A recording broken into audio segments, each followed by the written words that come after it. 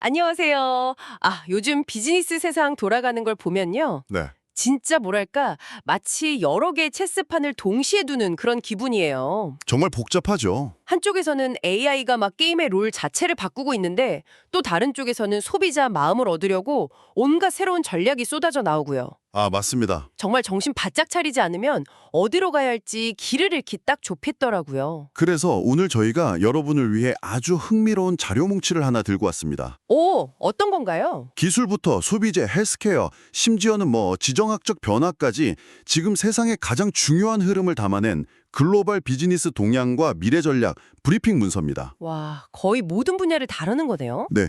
각 분야의 현재와 미래를 한눈에 볼 수 있는 지도 같은 자료라고 할 수 있죠. 좋습니다. 그럼 오늘 저희의 목표는 이 복잡한 지도를 여러분과 함께 보면서 네. 그냥 길만 알려드리는 게 아니라 그렇죠. 왜 이 길이 중요하고 저 모퉁이를 돌면 무엇이 나올지에 대한 핵심적인 그림을 그려드리는 거죠. 자, 그럼 가장 거대한 지각 변동부터 한번 펼쳐볼까요? 좋습니다. 역시 시작은 AI가 될 수밖에 없겠네요. 그럼요. 이제 AI는 그냥 뜨는 기술 이 정도 수준이 아니잖아요. 네, 완전히 달라졌죠. 거의 산업의 구조를 아예 새로 짜고 어떤 기업은 날개를 달아주고 또 어떤 기업은 추락시키는 중력 같은 존재가 된 것 같습니다. 아주 정확한 비유입니다. 특히 기술, 헬스케어, 물류 이 세 분야에서 그 힘이 아주 명확하게 보이고 있죠. 기술 분야는 어떻습니까? 기술 분야는 그냥 AI 올인 분위기입니다. 마이크로소프트나 구글 같은 거대 클라우드 기업들 실적만 봐도 바로 알 수 있는데요.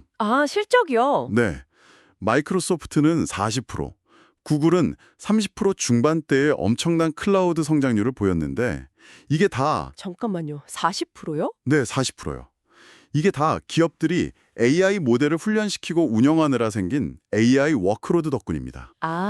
AI라는 엔진을 돌리기 위해서 클라우드라는 연료를 어마어마하게 쓰고 있다 이런 거군요. 바로 그겁니다. 그러니까 기업들의 IT 예산이 AI라는 거대한 블랙홀로 그냥 빨려 들어가는 모양새네요. 그럼 자연스럽게 다른 쪽은 예산이 마를 수밖에 없을 텐데. 그렇죠. 이런 흐름에서 소외되는 분야는 어딜까요? 골드러시 때도 모든 사람이 금을 찾진 못했잖아요. 정확한 지적입니다. 바로 세일즈포스 같은 기업이 그 예라고 할 수 있죠. 세일즈포스. 네, 기업들이 한정된 예산을 AI 인프라, 그러니까 AI를 위한 서버나 클라우드 서비스 같은 곡괭이를 네. 싸는 데 집중하다 보니까 네. 기존에 쓰던 업무용 소프트웨어나 컨설팅에는 돈을 아끼기 시작한 겁니다. 특히 좌석수 성장이 멈췄다는 게 아주 뼈아픈데요. 좌석수 성장이 멈췄다는 건 마치 식당을 운영하는데 더 이상 새 손님이 들어와서 자리에 앉지 않는 것과 비슷한 거군요. 네, 맞습니다. 아무리 메뉴가 좋아도 손님이 늘지 않으면 매출이 정체되는 것처럼요. 바로 그거죠. 그럼 이건 단순히 세일즈포스만의 문제가 아니라 AI와 직접적인 관련이 없는 모든 B2B 소프트웨어 기업들이 마주할 미래일 수도 있겠네요. 맞습니다. 반면에 이 AI 골드러시에서 확실하게 돈을 버는 기업들도 있죠. 어딘가요? 사이버 보안 회사인 크라우드 스트레이크는 프롬프트 인젝션 공격처럼 AI 때문에 생긴 신종 해킹을 막아주면서 오히려 사업 기회가 더 커졌고요. 위협이 곧 기회가 된 거군요. 그리고 시스코 같은 네트워킹 장비 회사는 AI 시대에 더 빠른 통신망이 필요해지면서 장비 업그레이드 수요가 폭발했습니다. 수요가 폭발했다. 네, 그래서 골디락스 성장 경로에 들어섰다는 평가까지 받습니다. 2026년 AI 관련 매출만 30억 달러를 예상할 정도니까요. 와, 30억 달러. 정말 엄청나네요. 근데 AI의 파괴력이 헬스케어 쪽으로 넘어가면 더 극적으로 변하는 것 같습니다. 맞습니다. 보스턴 아동병원의 사례를 보니까 이건 단순히 효율이 좋아지는 수준이 아니라 그냥 의학의 패러다임이 바뀌고 있다는 생각이 들던데요? 네, 여기서 핵심은 속도와 개인화입니다. AI를 썼더니 보통 박사과정 내내 연구해야 할 만한 복잡한 유전학 분석을 단 14일 만에 끝냈다고 합니다. 14일에 만에요? 네, 이건 단순히 연구 기간이 줄었다는 의미를 넘어서요. 암 치료법이나 신약 개발 같은 인류의 숙제가 훨씬 더 빠른 속도로 풀릴 수 있다는 가능성을 보여준 거죠. 더 놀라운 건 개인 맞춤형 예측이었어요. 그렇죠. 예전에는 이런 환자군에게는 이 약이 효과적이다. 이런 식으로 통계에 의존했다면 이제는 AI가 수많은 데이터를 분석해서 바로 당신에게는 이 치료법이 최선이다 라고 콕 집어 말해주는 시대가 온다는 거잖아요. 바로 그겁니다. 심지어 태아의 뇌 영상을 분석해서 나중에 생길 수 있는 발달 장애를 미리 예측하고 조기에 개입하려는 연구까지 하고 있습니다. 와, 병이 생긴 뒤에 고치는 게 아니라 병이 생길 경로를 미리 차단하는 거군요. 네, 물류 산업에서도 비슷한 혁신이 일어나고 있는데요. 여기서는 키워드가 낭비와의 전쟁입니다. 물류 AI의 3단계 진화가 아주 인상 깊었습니다.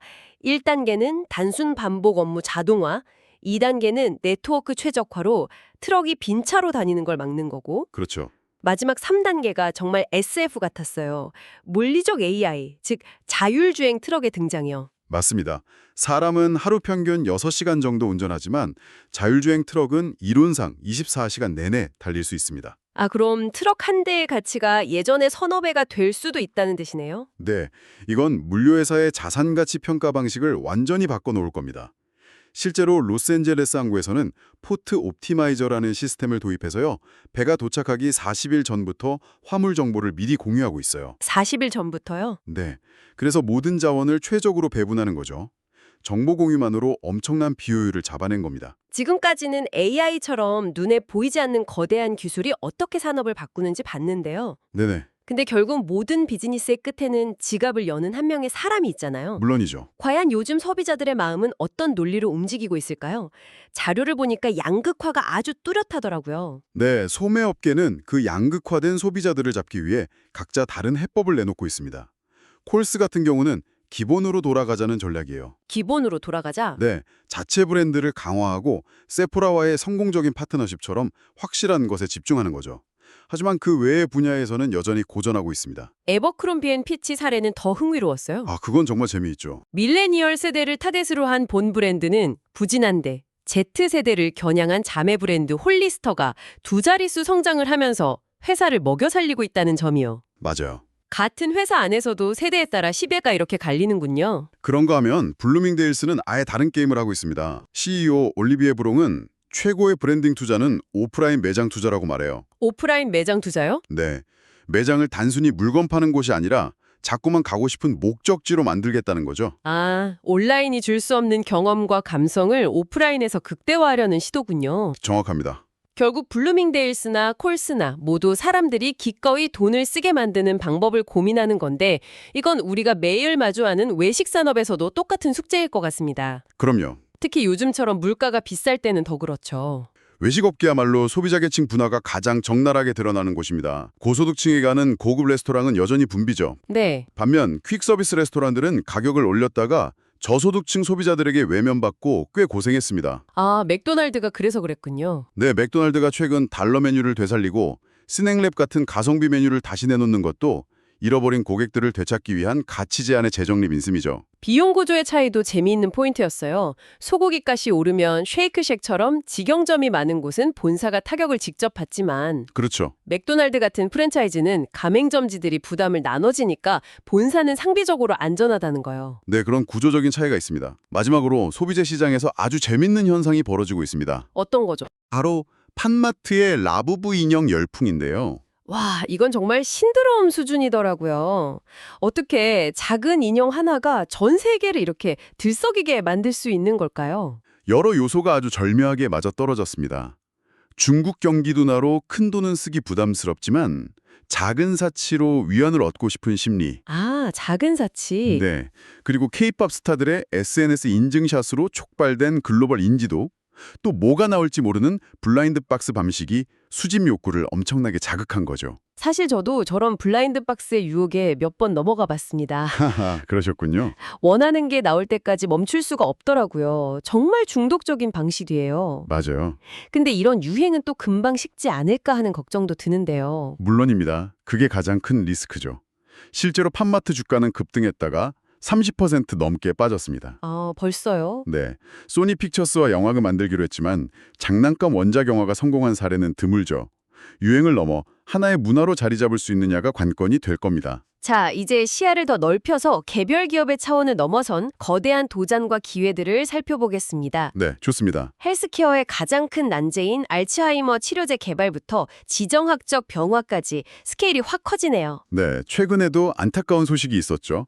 거대 제약사 노보노디스크의 경구용 오젬픽이 알츠하이머 임상에 실패했습니다. 이 실패는 업계에 아주 근본적인 질문을 던졌어요.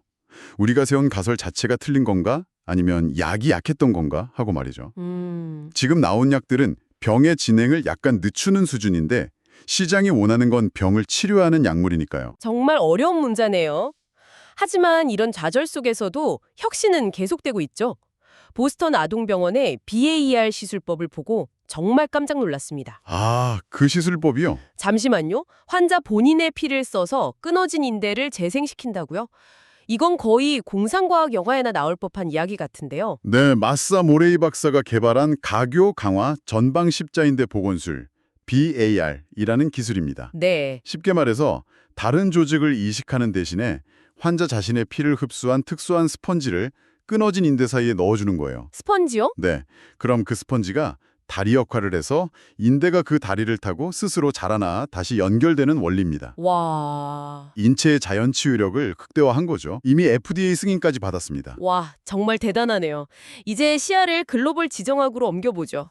중동의 오일머니가 새로운 방향으로 흐르고 아프리카가 기회의 땅으로 떠오른다는 흐름이 아주 인상적이었습니다. 밀켄 연구소 서밋에서 그런 변화가 뚜렷하게 감지됐습니다. 사우디아라비아 같은 중동 국가들이 막대한 국부 펀트를 이용해서 더 이상 석유에만 의존하지 않으려고 합니다. 탈석유를 하는 거군요. 그렇죠. 게임 회사 EA 인수를 추진하고 유명 스포츠 구단을 사들이는 건 단순히 돈을 버는 걸 넘어서 전 세계에 영향력을 행사하는 소프트 파워를 키우려는 전략이죠. 그 돈이 아프리카로도 흘러가고 있다는 게 흥미로운 지점입니다. 맞습니다.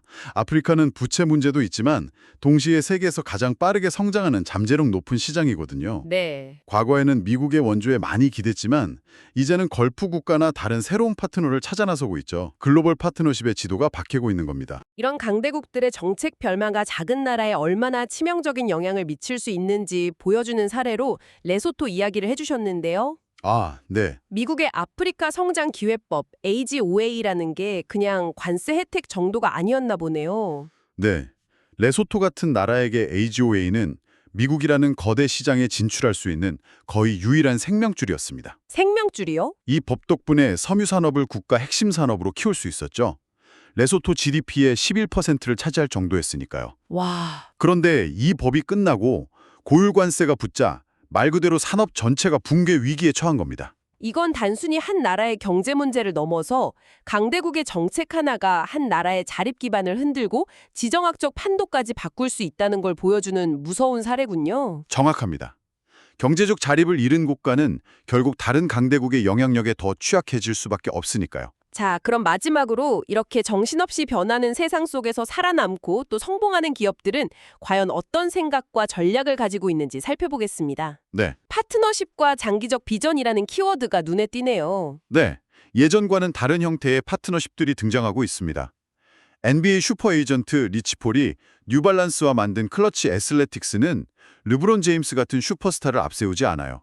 그럼 어떻게 하는데요? 대신 지역 커뮤니티에 파고드는 풀뿌리 전략으로 진정성 있게 브랜드를 키우고 있죠. 아, 밑바닥부터 다지는 거군요. 네, NFL 스타 트래비스 켈시처럼 단순 광고 모델이 아니라 아예 회사의 지분을 받고 함께 사업을 키우는 지분 중심 파트너십도 새로운 대세가 되고 있고요. 팜걸플라워스 창업자 크리스티나 스탬플의 이야기도 정말 현실적이어서 와닿았습니다. 그렇죠. 그녀가 말한 build to keep, 즉 회사를 팔기 위해 키우는 게 아니라 내가 계속 간직하기 위해 짓는다는 철학이요. 그 철학이 아주 중요한 통찰을 줍니다. 단기적인 매각을 목표로 하면 무리하게 외형을 키우는 데 집중하기 쉽죠. 네. 하지만 그녀는 2019년에 매출 3,400만 달러를 찍고도 순이익은 고작 3만 6천 달러였던 쓰라린 경험을 통해 깨달은 겁니다. 와, 그 정도였어요? 네, 진짜 중요한 건 겉으로 보이는 성장률이 아니라 건강한 수익성이라는 걸요. 장기적인 관점만이 그런 건강한 성장을 가능하게 합니다. 마지막으로 헤지펀드의 세계, 그중에서도 가장 비밀스러운 퀀트 투자의 세계를 살짝 엿보는 것도 흥미로웠습니다. 워렌 버핏과는 정반대의 투자 방식이더군요. 네, 퀀트 전문가 게피 팔레올로그의 설명이 아주 명쾌합니다. 워렌 버핏이 소수의 홈런을 노리는 타자라면 퀀트는 수백만 번의 작은 배팅을 통해 아주 약간의 우위를 꾸준히 쌓아가는 아, 카지노가 돈을 버는 방식과 비슷하네요. 바로 그겁니다. 그래서 뛰어난 수학 능력보다 오히려 새로운 패턴을 찾아내는 창의성이 더 중요하다고 하죠. 파츠업 모델이라는 것도 독특했어요. 마치 재능 있는 선수들을 모아놓은 메이저리그의 팜 시스템 같다는 생각도 들었고요. 아주 적절한 비유입니다. 시타델 같은 거대 펀드는 수많은 트레이더들을 하나의 시스템 안에 모아서 그들이 내는 아이디어를 거대한 필터로 걸러내고 리스크를 중앙에서 통제합니다. 아, 개인이 감당하기 힘든 리스크는 시스템이 막아주고 좋은 아이디어에는 막대한 자원을 지원해주죠. 천재 한 명에 의존하는 게 아니라 지속 가능한 인재 발굴 및 리스크 관리 시스템을 만든 겁니다. 오늘 정말 방대한 여정이었습니다. AI가 산업 지도를 다시 그리는 거대한 힘부터 네. 한 사람의 마음을 얻기 위한 섬세한 전략, 그리고 먼 나라의 무역 정책이 내 삶에 미치는 영향까지 그 속에서 살아남기 위한 기업들의 처절한 고민도 엿볼 수 있었네요. 이 거대한 흐름들이 여러분의 비즈니스나 투자 혹은 세상을 보는 관점에 어떤 새로운 질문을 던졌는지 생각해 보시면 좋겠습니다. 우리 회사 예산도 AI 블랙홀에 빨려 들어가고 있는 건 아닌지, 우리 브랜드는 블루밍데일스처럼 고객에게 잊지 못할 경험을 주고 있는지, 오늘 나온 이야기들이 여러분에게 구체적인 실마리를 줄 수 있을 겁니다. 마지막으로 여러분께 생각해볼 질문을 하나 던지며 마무리하겠습니다. 네. 오늘 저희가 본 세상은 두 개의 거대한 힘이 충돌하고 있는 것 같습니다. 한쪽에는 AI와 퀀트 펀드처럼 극도의 효율성과 데이터, 거대한 규모로 승부하는 초효율성의 세계가 있습니다. 그렇죠. 다른 한쪽에는 블루밍데일스의 매장 경험이나 풀뿌리 스포츠 브랜드처럼 인간적인 연결과 감성을 파고드는 초감성의 세계가 있죠. 네, 두 가지 힘. 이 두 힘이 앞으로 우리 비즈니스의 미래를 만들어 갈 텐데요. 과연 최종 승자는 누가 될까요? 아니면 이 둘이 우리가 전혀 예상치 못한 방식으로 결합해서 완전히 새로운 무언가를 만들어내게 될까요? 그 지점이 어디에 있지 생각해 보시는 건 어떨까요? 오늘 깊은 대화에 함께해 주셔서 감사합니다.